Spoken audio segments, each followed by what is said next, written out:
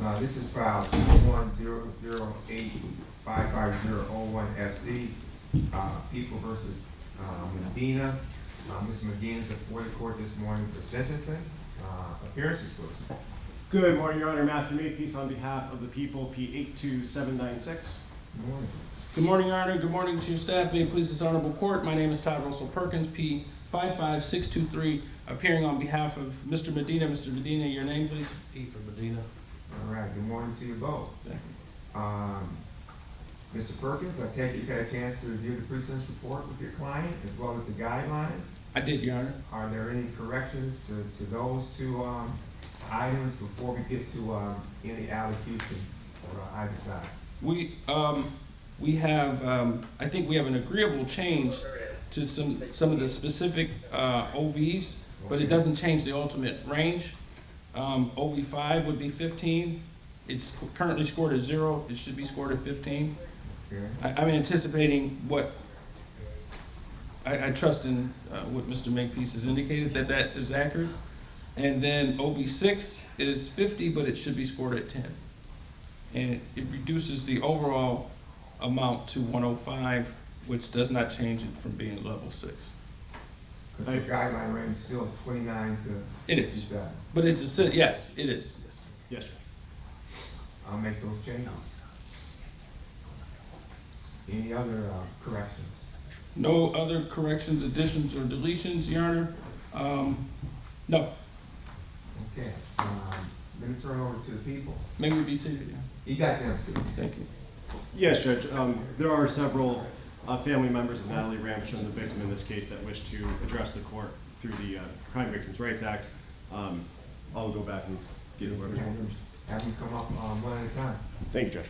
Where would you like them? The podium? At the podium, please.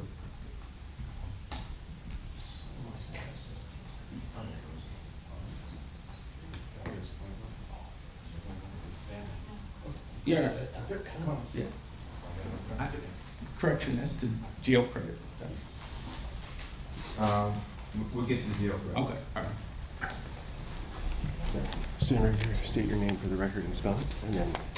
My name is Edward McLaughlin, Edward McLaughlin. Good morning, Mr. Lappin. How are you? Good morning. Go right ahead. Thank you. Natalie was the best mother, sweetest person, kind, thoughtful, never said anything bad about anyone. I have all the respect in the world for her. She had my grandson in her class and should have had him again the next year. Her kids and my grandkids might play in my backyard together. She has all the respect for everyone, never swore, always proper. Everyone who knew her will miss her more than words can express. She's in all our hearts. It hurts to realize that she is gone forever. Our kids will miss her. They will miss her at her graduations, birthdays, and weddings. She was only 36 years old when she was killed by Efren Medina. He then took a 1-year vacation in Mexico after he killed her. Please add that time to his time in jail. He needs to get the max plus 40 years, keep him off the streets so he doesn't kill more women. He is a selfish, jealous, mean, out-of-control man, should never get out of jail. Let's not forget, he stole the truck from his company for his getaway. All right. I appreciate your comments. Thank you.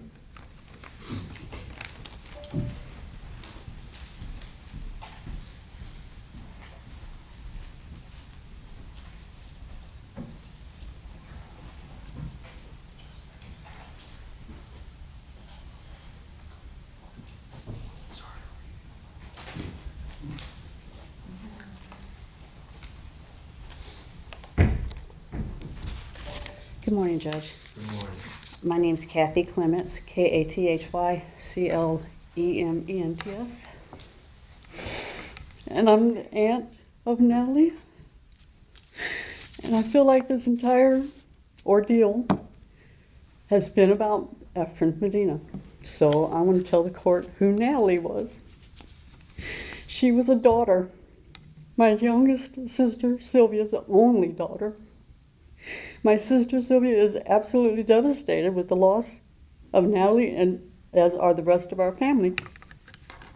Sylvie not only lost her daughter, but her best friend as well. No longer will she be able to pick up a phone and call Natalie to talk about things. No longer can she see and hug her daughter anymore because she's no longer here with us because you, Efren Medina, killed her. She was a granddaughter. Our parents are simply heartbroken with the loss of Natalie. Natalie was one of our parents' favorite grandchildren, and they mourn her greatly. It is especially hard for them because of the way she was taken from us in such a horrific way. She wasn't killed in an accident. She didn't die for some kind of disease. She didn't die from natural causes. She was brutally and selfishly murdered by you, Efren Medina. She was a sister. She was the sister of Christopher and Mark. Both Chris and Mark always looked up to Natalie to keep the family together, as she was always looking out for what was best for each of them. She was the best sister to them, and they loved her greatly.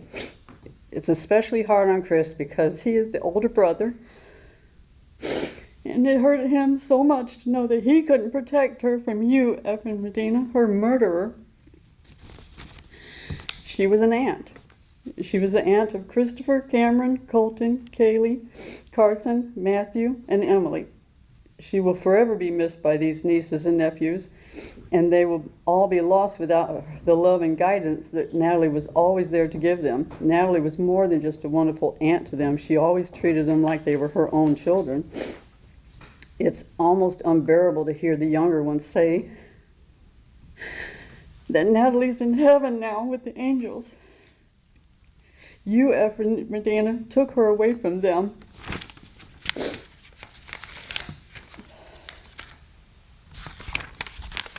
Sorry, I can't get my page. She was a niece. Me, along with all my brothers and sisters, grieved the loss of Natalie because she was a special and wonderful woman inside and out. I myself don't know anyone who didn't like or love Natalie. She was just that kind of person, a true friend to everyone she met. She was generous with her love and compassion to others, and everyone saw that in her, and that's why everybody loved her. I just can't understand why you, Efren Medina, thought that you had the right to take Natalie's life just because she no longer wanted to be with you. And finally, and most importantly, she was a mother herself. She had two beautiful daughters, Taylor, 17 years old, and Caitlin, 15 years old. She absolutely adored those two girls. They were her whole world. She was so proud of each of them and could hardly wait to see them, what they had in life, in store for their lives. She was always talking about them to everyone, and everyone always said she was beaming with pride as she described how much they meant to her. Natalie and I had a conversation back in May of 2020 when she came down to Alabama to visit me. She talked about how Taylor only had one more year of high school before she graduated, and how she was looking forward to Taylor's graduation. She was beyond proud of both of her girls. Well, now that Natalie's no longer here with us because you, Efren Medina, decided to take her life out of some idiotic rage of jealousy, not only did Natalie miss seeing Taylor's graduation, she will also miss seeing Caitlin's graduation as well. She will miss seeing both her daughters graduate from college, both daughters' marriages, both daughters having their own children. She will never know the pure joy of her own grandchildren wrapping their arms around her neck and telling her how much they love her. She will miss everything that was supposed to happen in her life because you, Efren Medina, decided to take her life and take her away from everyone who loved her so much. That's who Natalie was, and that's who you are, Efren Medina. Cowardly and selfishly took her away from us. Thank you. Oh, thank you.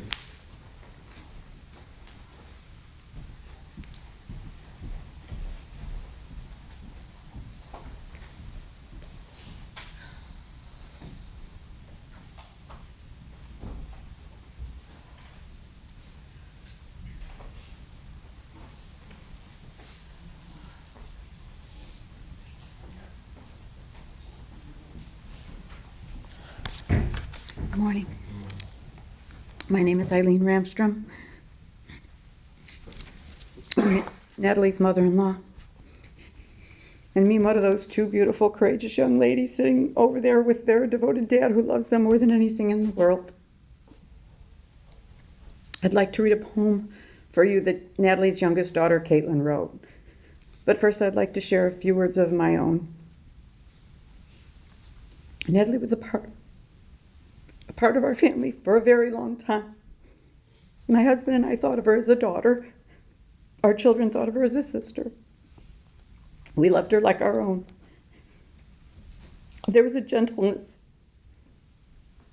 about her that's hard to explain. She spoke gently. She touched gently. She loved gently. It was soft. It was sweet. It was genuine. She did not deserve to die this way. We will miss her as long as we live, and we'll never understand how Ephraim could have done this to her. I've been struggling with something for quite some time now. Being a woman of faith, I feel as though I should pray for your soul. But I've been able to do that after the years of witnessing your lack of accountability or your lack of showing any signs of remorse at all. In fact, it's been the opposite. You've consistently tried to blame others for your crimes and decimated Natalie's character in the process, which was the worst part. I've come to realize that I am unable to pray for your soul because you have no soul. You are pure evil. When you murdered Natalie, you shattered those little girls' hearts into pieces. Their dad and those of us who love them have tried to put the pieces back together. But there will always be an important piece missing, and that is the presence of their precious mother. Those three have been through more heartbreak than anyone should have to endure an entire lifetime. They have gotten each other through the worst of the worst, and I know that Natalie would be so very proud of them. Tay and Kate have so much of her in them. They look like her. They sound like her. Most of all, they love like her. She will live on through them, and he cannot never take that away. Unfortunately, you are not going to be in prison for as long as you rightfully should be. But when your time comes to an end here on this earth, that is when the ultimate judgment will be by the Almighty Father. You won't be able to lie. You won't be able to be offered a plea deal. You'll finally get the punishment that you truly deserve, and you'll burn in hell for all eternity.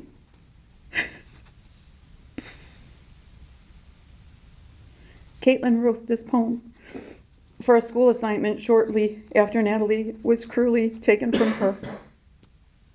The assignment was to write about someone special to you. These are the words of grieving 13-year-old girl, remembering just some of her favorite times spent with her mom. She is now 19 years old and missing her mom every day. The poem is entitled, "I Miss Your Face, Mom."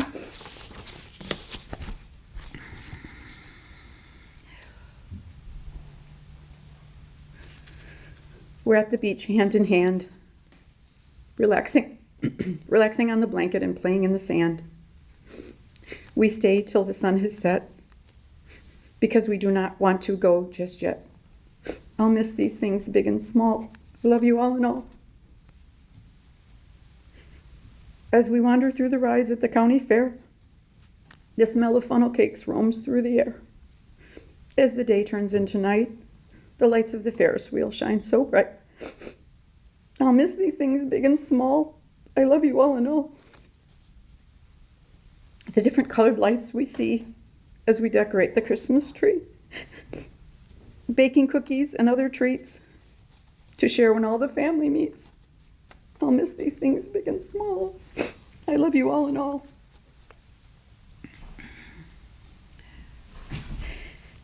Singing our favorites in the car on all our trips near and far. Laying in bed watching thrilling shows. What's the ending? Nobody knows. I'll miss these things big and small. I love you all in all. enjoying Sundays on the lake. The sunsets were so beautiful, they almost looked fake. Climbing my favorite tree at the place that I love to be. I'll miss these things, big and small. I love you all in all. The love that she gave was like no other. The love that came from my mother. She was the only one who truly listened. The way she looked at me made me feel like I glistened. I love these things, big and small. I love you all in all. Thank you. Thank you very much.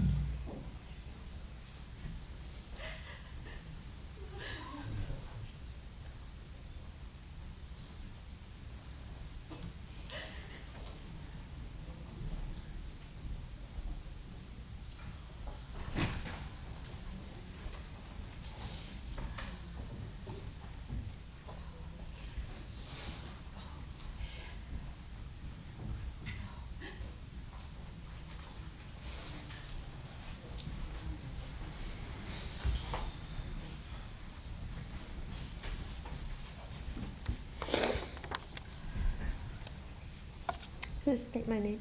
Your name, please? Taylor Ramstrom. Good morning. Morning.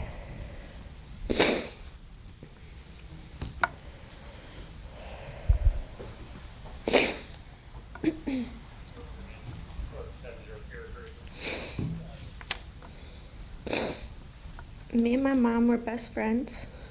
We were exactly like each other, which I'm super glad because she was the best person to ever exist.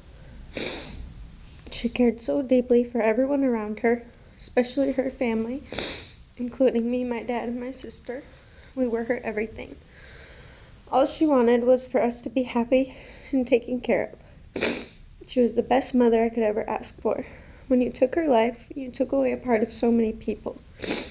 She was a rock for a lot of people, and taking that away from us destroyed parts of us that we didn't realize could even be destroyed. My mom did everything she could to make sure that everyone felt loved and safe around her. We used to do everything together. She understood me, she loved me, she cared so much for me. She was the most beautiful woman I've ever seen, and I hope one day to be just like her. She was my inspiration for everything.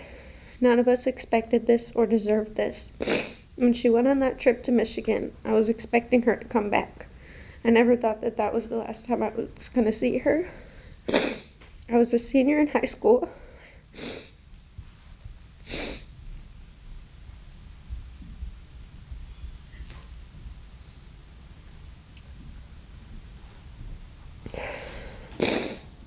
I didn't get to see her.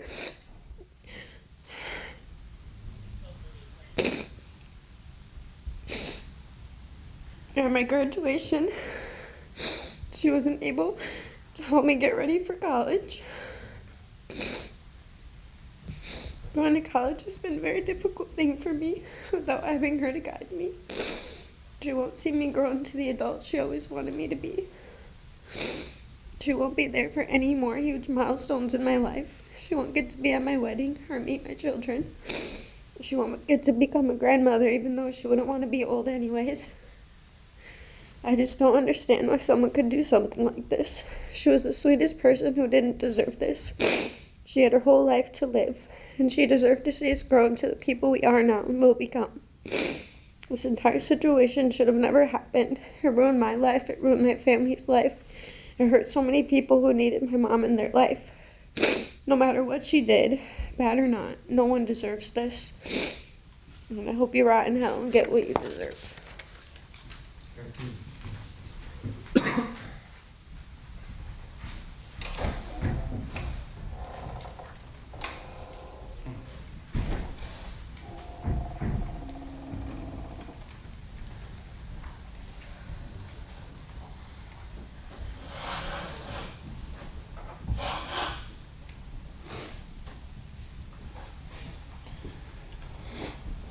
Morning. Good morning.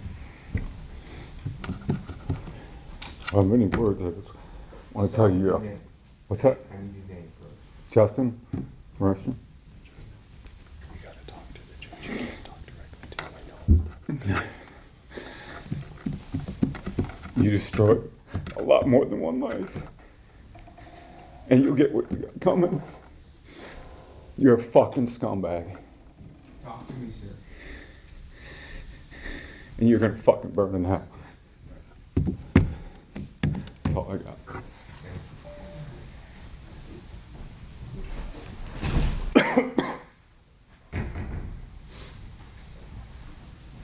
That's, I believe, all of the victim impact statements, Judge. Okay. Thank you. Anything else the people would like to say? Judge, you've heard, understanding that you're new to this case, it does have a significant history, clearly a huge impact on the family of Natalie Ramstrom. Even for me, this is the longest case I've had. I've been an attorney with the prosecutor's office for 8 years. This case has been a part of 6 of those years, which is a long time, and I would ask that you follow the sentence agreement at this time. Thank you. All right. Thank you. Mr. Perkins. May it please the court, I did want to address the issue of credit. I believe in the report it indicates 1713, but the court may not be aware he.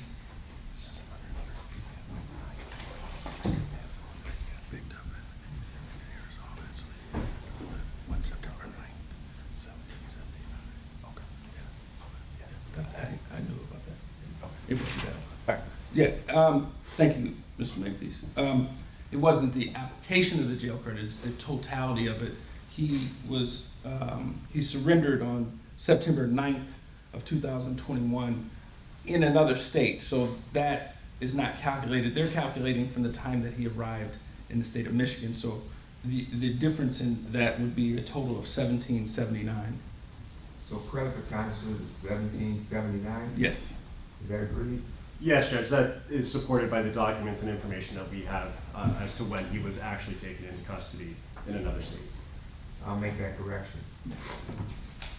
Other than that, I don't, again, I don't have any other additions, corrections, or deletions. Okay. And then, if I may, Judge, just with respect to the way the report reads, right now for count 1 manslaughter, it says that the jail credit is 0, and then for count 2, it says that it's 1713, it should be 1779, but that one should be 730, reflecting the 2 years, and then the rest would be applied to count 1. That's agreed. Could you say that again, please? Yeah, so on page, the second page of the report, basic information report, count 2 of 2, in the bottom right corner of that cell, it should be 730, which is 2 years. And then the balance of it should be applied to count offense 1 of 2, which I had the number of 1,049. 1,049. Okay. Anything else, Mr. Perkins? No. No, Your Honor. I'd ask you to adopt the sentence agreement, Your Honor. Mr. Medina, anything you'd like to say, sir? No, Your Honor. I've had a chance to review the pre-sentence report. As indicated, I am new on this case. I understand that there have been 3 previous trials that resulted in hung juries in all of those cases, in all of those trials, which is probably the principal reason why the prosecutor offered you a charge reduction, I would assume, from the murder in the first degree to manslaughter because of that. But clearly, from hearing from those statements from the family of Natalie this morning, I mean, it's clearly she is well loved, well respected. People have traveled far to be here, have shared their statements, and they're very, very powerful. And from hearing those statements, I just ask you as a human being, Mr. Medina, what's your impact from that? It hit me, it hit you? How so?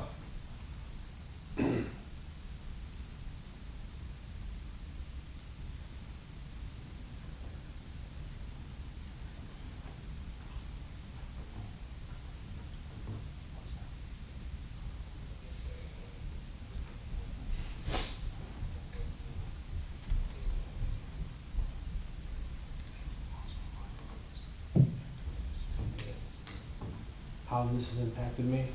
How do those statements impact you? Statements of taking her mother away from her. Statements of how she has been kind and nice to people. And how this was such a senseless act.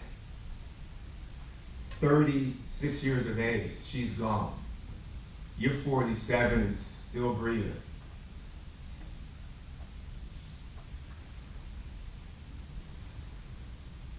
So do they have any impact? Is there any empathy in your heart? Yeah. Yeah, they're gonna grow up, kids are gonna grow up without their mother, and that, you know, I understand that. She was shot in the head, right? That's undisputed, correct? Are you saying that was an accident? You pulled the trigger, right? It takes pressure to pull the trigger. That was you, right? Yes, sir. So what caused you to pull the trigger?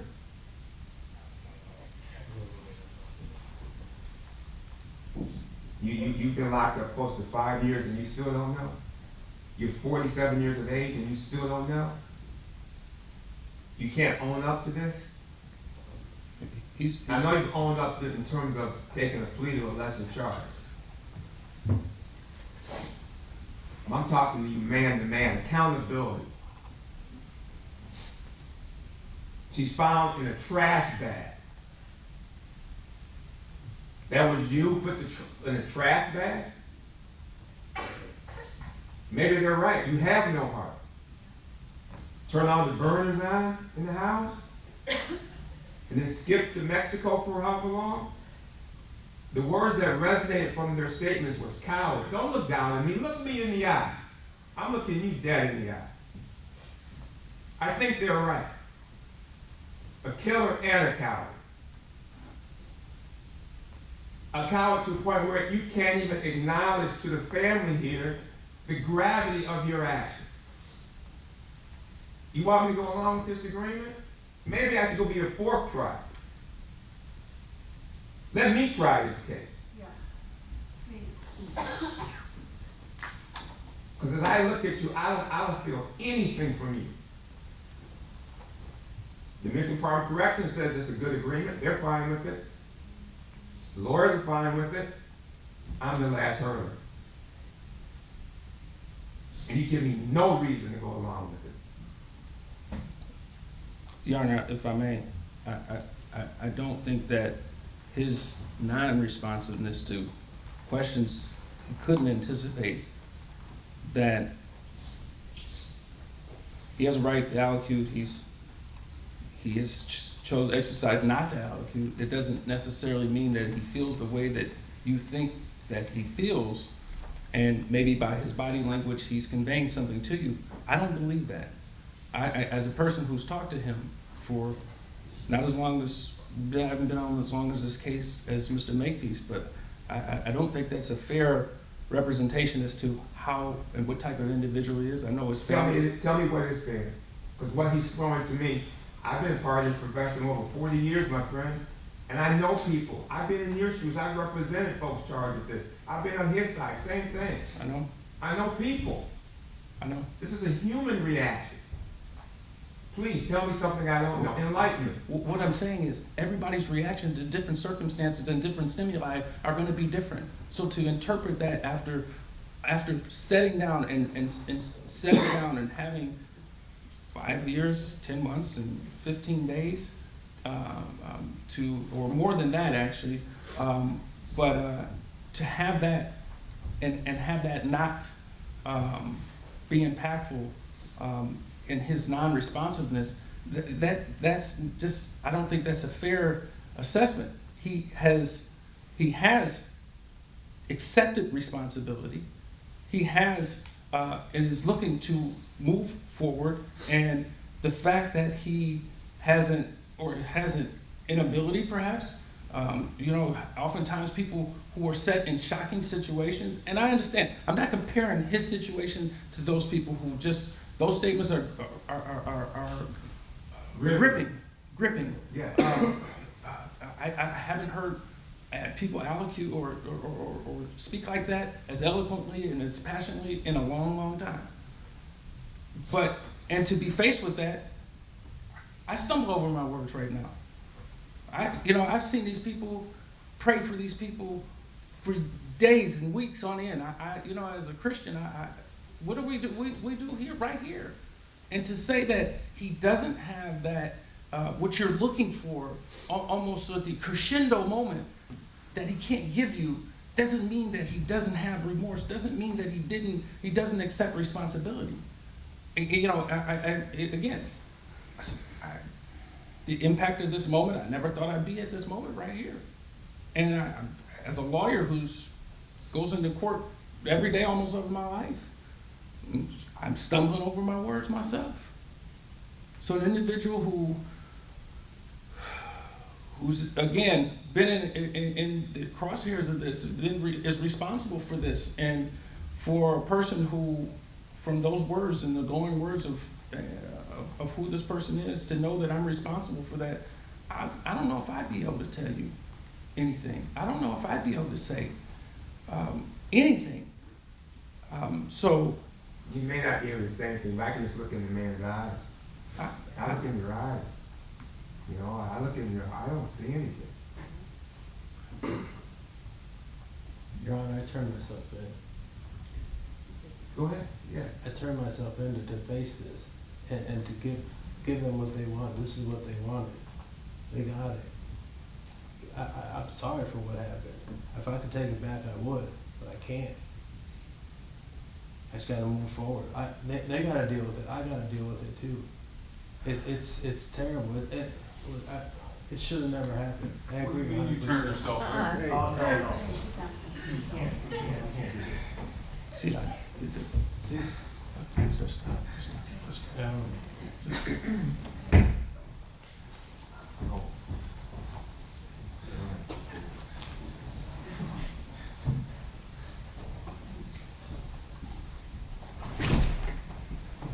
Go ahead. I'm just gonna stop where I'm at. All right. Only because there's a sense agreement in this case. And I respect, the utmost respect for both attorneys on both sides. I know this was given a lot of discussion. There's been 3 trials, which is unusual, that by itself. I assume that the family was consulted, regarding this sentence agreement. So based on that, I will go along with the agreement and sentence you, Mr. Medina, on count 1, the involuntary manslaughter, to serve a period of 6 to 15 years in the Michigan Department of Corrections. On count 2, the felony firearm, it's a mandatory 2 years in prison, which is consecutive to the 6 to 15 in count 1. You should receive credit for 1779 in terms of time served that you spent awaiting disposition of this case. And the way the parties explained in terms of the days, count 1, count 2, that too will be adopted into the judgment. There's also a crime victims amount of $130 and state costs of $68 as well. If you want to appeal your case, Mr. Medina, we'll give you the paperwork to do so. Fill it out, get it back to court within 42 days of today's date. And if you're without the money to hire an attorney, the court will appoint one for you at no charge. I wish you the best and the family the best moving forward. Thank you, Judge. Acknowledge receipt, Your Honor. Thank you. Thank you.